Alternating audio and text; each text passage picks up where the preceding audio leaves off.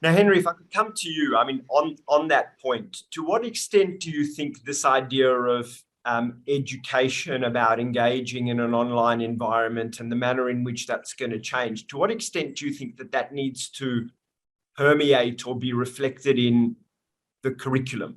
Yeah, in the way in which kids are taught, or in the structure of the education system. Look, it's like a piece of string, Warren. How long is a piece of string? How long is the educative process? How far should it go? The short answer is yes. We need to keep doing those things. But listening to Julie, and I've spoken with people who are trying to monitor the metaverse.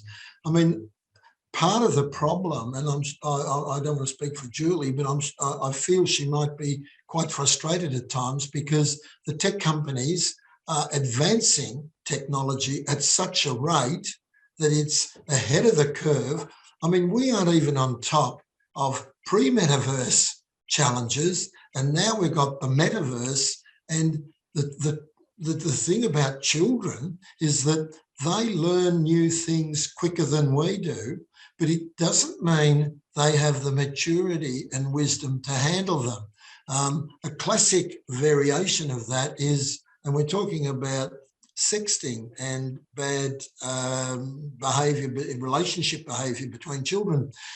We're finding in primary schools, and I'm sure anyone who's watching would know, the children in grade 4, 5 and 6 now, they have girlfriends and boyfriends in a way, and they communicate in a way that we did when we were 13 or 14.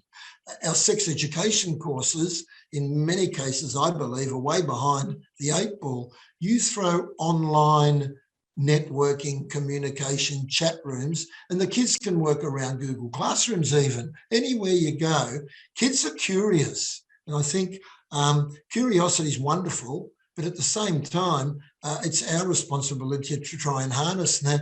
Now, I honestly feel it's, unless we get international governments on an international scale bandying together and working with the big tech companies who have got to be profit-based, and they're developing these technologies that once the cat is out of the bag, you just can't put it back in there.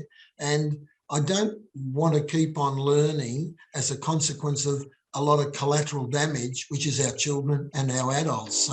So there's so many angles from which to come. The space in which Julie's working, I think, is really the heart of it. We come in alongside of them, but supporting them rather than being frontline troops. We are at the end of the day, but that's after the fact.